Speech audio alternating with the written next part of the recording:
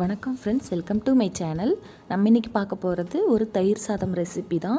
இது வந்து ரொம்ப டேஸ்டியானது. பசங்களுக்கு ஸ்கூலுக்கு கொடுத்துட்றதுக்கு ரொம்பவே சூப்பராக இருக்கும். இது வந்து கொஞ்சம் கூட புளிச்சே போகாது இந்த மெத்தடில் நீங்கள் செஞ்சிங்கன்னா.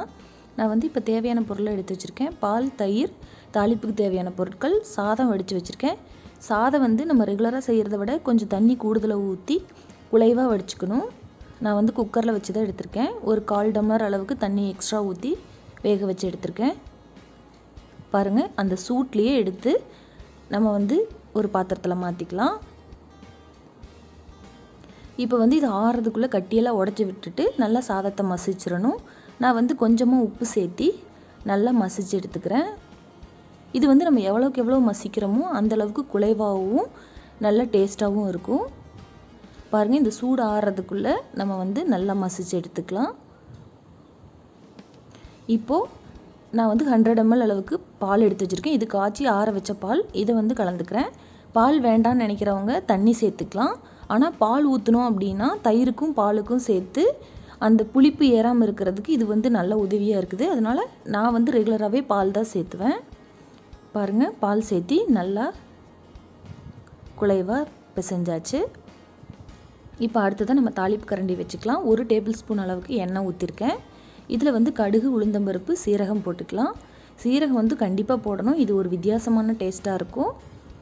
3 நல்லா பொரிய வரைக்கும் விட்டுட்டு அதுக்கப்புறமா கருவேப்பிலை, கொஞ்சமாக கட் பண்ணி வச்சுருக்கிற இஞ்சி துண்டுகள், இது எல்லாத்தையும் போட்டு நல்லா கலர் மாற வரைக்கும் வறுத்துக்கிறேன்.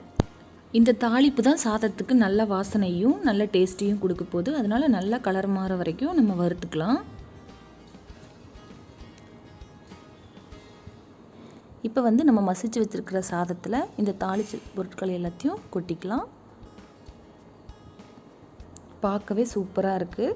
இப்போ வந்து இதையும் நல்லா நம்ம கலந்து வச்சுக்கலாம். இப்போ நம்ம நல்லா கலக்க இந்த மிளகாயோட காரம் வந்து இந்த சாதத்தில் நல்லா கலந்துக்கும்.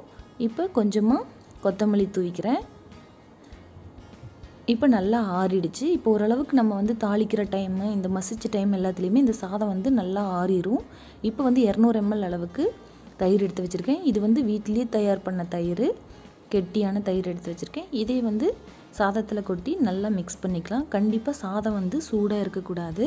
தாளிப்பெல்லாம் சேர்த்து நல்லா கலந்தாச்சு. இதுக்குள்ளே வந்து நம்ம முந்திரி, ஃப்ரூட்ஸ், மாதுளை, ஆப்பிள், திராட்சை இது எல்லாத்தையும் கூட பொடியாக கட் பண்ணி சேர்த்துக்கலாம். அதுவும் வந்து நல்ல வித்தியாசமான ஒரு டேஸ்ட்டை கொடுக்கும். அவ்வளோதான், நல்லா கலந்து விட்டுருங்க. மறுபடியும் மேலால் கொஞ்சமாக கொத்தமல்லி தூவிக்கலாம்.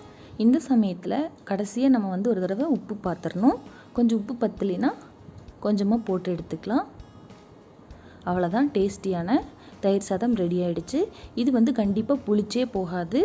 காலையில் கட்டி கொடுத்திங்கன்னா சாயந்தரம் 4 மணி வரைக்கும் கூட கெட்டு போகாமல், புளிப்பு வாடை வராமல் ரொம்பவே சூப்பராக இருக்கும். நீங்களும் செஞ்சு பாருங்கள். எப்படி வந்துச்சுன்னு எனக்கு சொல்லுங்கள்.